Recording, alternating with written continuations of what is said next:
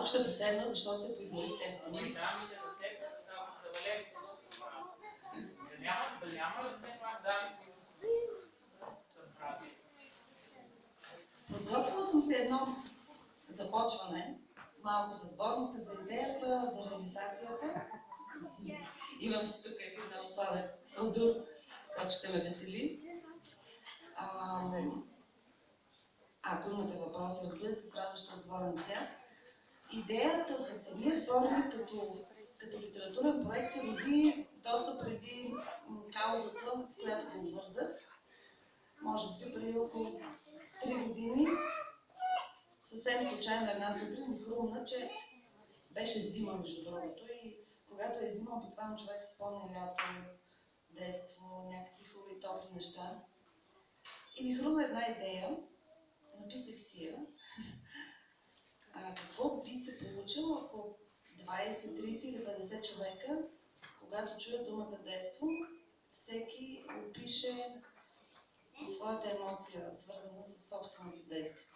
Било то случка, която помни цял живот, или поредица от случки, или някаква емоция, някакво усещане.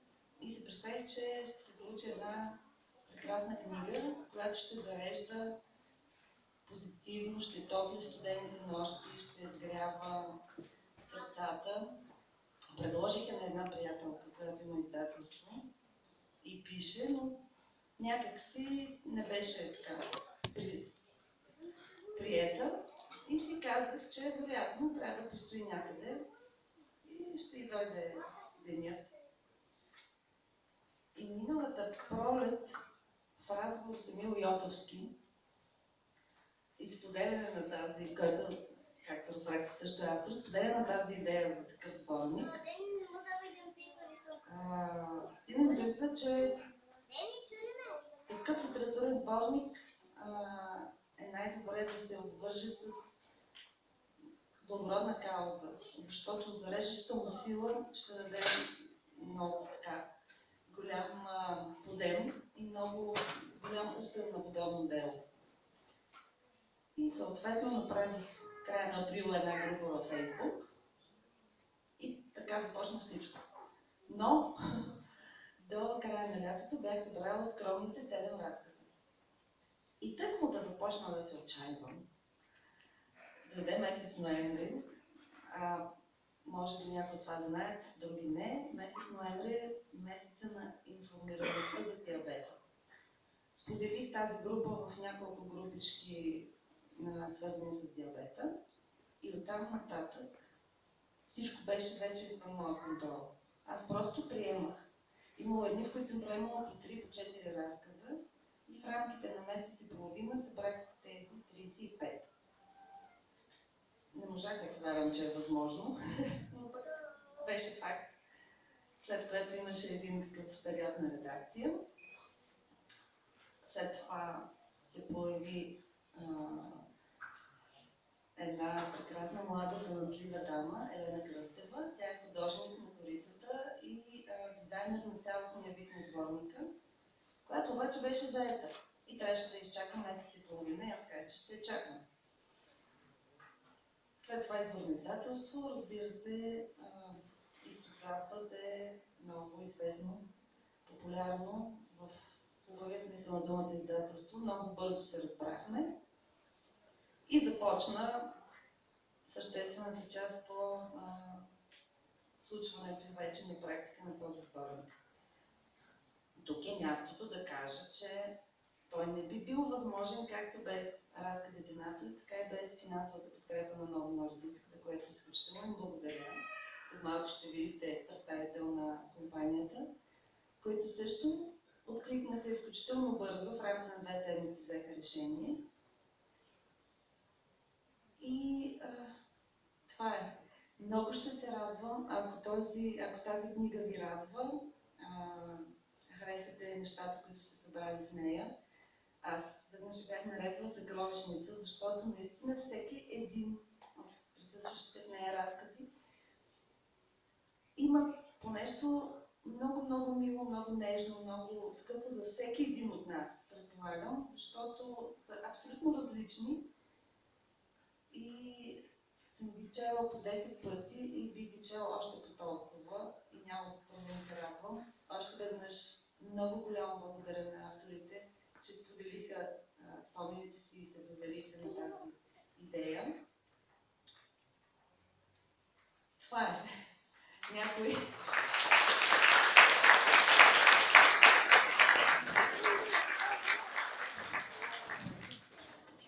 Иска да пита нещо, което го вълнува, няма може да спитаем още. Преди да получил отговор, съм с удоволствие ще отговоря. Ако искате, може да пристъпим към следващия човек, който иска да каже няколко думи. Юлия Станкова от Нордиск. Или, да.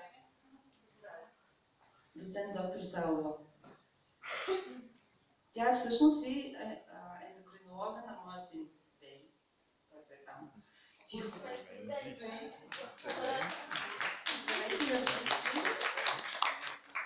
Благодаря за тази покана. Нося един единствен букет, но той е за всички автори, които са направили този сборник. С удоволствие веднага ще започна да го чета. Две неща ме правят много щастлива напоследък. Последните, аз работя 35 години вече в тази клиника с това заболяване. През нашата клиника са минали около 4500 деца с диабет. Някои от тях вече са на 40 и повече години, много успешни, много реализирани хора, напълно здрави, пръснати по света, с невероятни професии, с хубави лични съдби, вече бащи на по 3 деца. Така че живота продължава и това, което ние искаме да направим, е да дадем тази огромна перспектива пред нашите деца, така че след 50, след 70 години те да бъдат толкова щастливи, толкова здрави, както са сега. Защото техният потенциал е голям. Това са здрави деца и физически, и ментално. Голямото предизвикателство, че съдбата на тези деца е в ръцете на родителите. И аз казвам нещо, което може да звучи малко грозничко, много е лошо, когато едно дете не случи на родители. Когато детето е с хронично заболяване. Радвам се, че едно 99% от нашите деца в момента, които гледаме, имат свестни родители, добри родители, с много добра кауза, с ясно виждане за това заболяване. Денис и неговите родители са едно такова много хубаво семейство, за щастие на Денис. Едното, което ме радва, това са невероятните технологии в момента, които ни заливат, които ни представят пред невероятни предизвикателства, защото все пак аз идвам от едно друго поколение, когато нямаше електроника, нямаше медии, нямахме компютри, нямаше нищо. И сега трябва ежедневно да се борим с сензори, с инсулинови помпи, да ги изучаваме, да ги слагаме. И тези технологии, които ни пришпорват за нас, са какво да ни каже. И хубаво и лошо предизвикателство. Другото хубаво нещо, което се случва в последните 10-15 години, това е едно гражданско общество, което се зароди. Това тук е гражданското общество. Нашите обединени родители, като пациентска организация, както виждате тук, те не представляват точно една пациентска организация. Тук мисията е друг, но така или иначе нашите родители, бидейки заедно, постигат вече невероятни неща. И като диабетна асоциация вече ето пак някои наши деца са на лагери и се прекарват чудесно в Сапарева баня по 6-8 смени годишно. И като други форми на организация, и като сътрудничество, защото най-важното за една майка, за едно семейство на новооткрит диабет, да попадне в ръцете на майките, които вече са преживяли ужаса на началото, които вече знаят как да си гледат детето. Това е 100 пъти по-добре, отколкото аз да убеждавам тази майка колко е хубаво за напред и как така, няма нищо страшно. Майките, поемайки тази жена, те и дават най-доброто от себе си. И те й дават старт в живота и на нея, на съпруга и на цялото семейство. Включително всички възможности те да общуват не само виртуално, което се случва ежедневно, но да общуват на всички възможни сбирки и срещи и като тази включително. Така че това е второто ми голямо щастие. Пациентските организации, родителските организации, съпричастието, съчувствието и това, което всичкото можем да кажем с един единствен термин – гражданско общество. Благодаря, че е така, благодаря, че ви има, благодаря, че има фирми, които не си гонят само лекарствената политика. През всичките тези години са стояли зад нас с цялата логистика да помагат и с възможно и всякакви обучителни материали и да финансират нашите деца, включително и да организират конкурси, да ги пращат в Париж, къде ги водихме още? В Дания, най-добрите деца, наградени за най-добри рисунки, за най-добри, мисля, че имаше и поезия. Така че фирмите, като наши благодетели, социални и родителите, като едно общество, без вас ние лекарите не можем. Аз ви благодаря. Бъдете до нас, да бъдем заедно, защото нашите деца са здрави.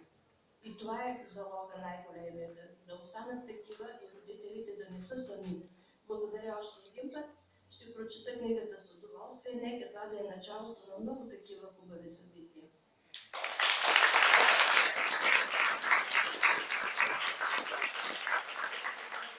Благодаря. Юлия?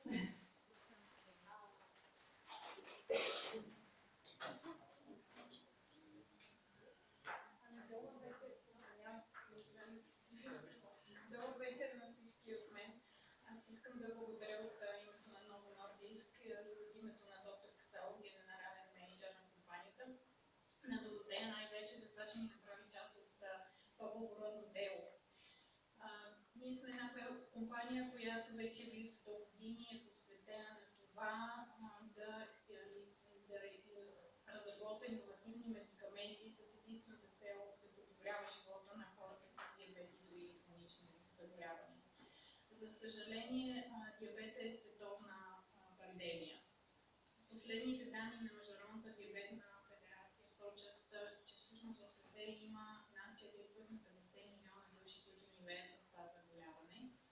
В Европа тези хора са 60 милиона, като Европа е континентът, където живеят най-много деца с диабет тип 1, 140 хиляди. Всички данни сочат, че може би с около 20 хиляди случаи на година тази цифра ще расте. За разлика от диабет тип 2, тип 1 всъщност е диабет, който не е предотвратим, няма превенция за него. Затова, както спомена и доцент Савова, ние имаме късмета все пак да живеем в едно време, когато технологиите и иновативната медицина напредва с изключително големи темпове. И ролята на всички нас, за да можем да се преборим с това социално-икономическо заболяване, е да бъдем обединени, да имаме общ отговор. Как фармацевтичните компании, така и медицинските специалисти и разбира се хората, живеещи с диабет. Защото е изключително важно, аз даже го смятам за наше задължение, да информираме обществеността относно диабета и последствията от него. Искам да споделя с вас всъщност отговора на един въпрос, зададен към изпълнителния директор на Novo Nordisk, който в началото на годината беше избран за един от най-добрите изпълнителни директори от Harvard Business Review, който на въпроса: добре, какво ще стане с бизнеса ви всъщност, ако ви откриете лечение за диабет? Отговаря така. Казва: ще бъда изключително горд, защото и винаги казвам на нашите служители, че всъщност не се притеснявайте, вие винаги ще си намерите работа, защото сте били част от най-голямото изобретение, дадено на света. Откритието на лечение за диабет. Така че всъщност имаме за какво да се гордеем, за какво да работим заедно като общество. Искам да благодаря на Доротея, на авторите, на книжарници Хеликони и дай Боже всъщност това да бъде първата, но не последната ни среща. Успех, Доротея!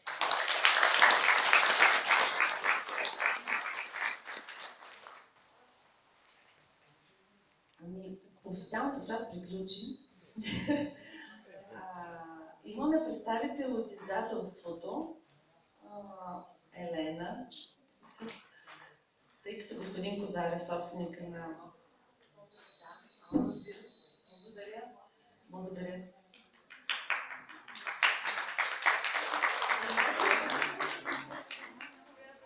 Добър вечер. От името на господин Козарев и от името на цялото издателство искам да кажа, че сме изключително щастливи, че Доротея избра нашето издателство да бъде марка на една такава благородна и красива инициатива. Много много се радвам, че се случват такива добри хора, че се случват такива добри дела. На мен това лично като човек ми връща надеждата и вярата в доброто. Много съм щастлива наистина, че срещнах Доротея и Денис. Срещите с тях в издателството аз наистина научих много. Благодаря на Доротея, че е толкова силна, че ми дава пример, че ме кара да вярвам наистина в доброто. Благодаря на всички автори и на всички вас, че сте тук. И пожелавам успех!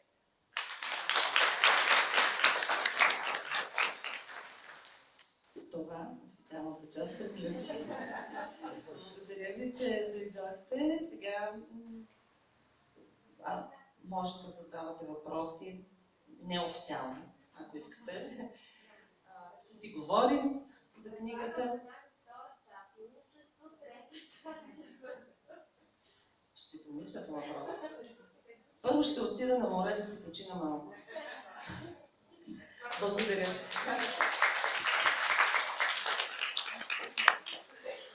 Благодаря на всички още веднъж за това, че дойдохте и се надявам наистина тези разкази да се четат и да се споделят и хората наистина да им се радват.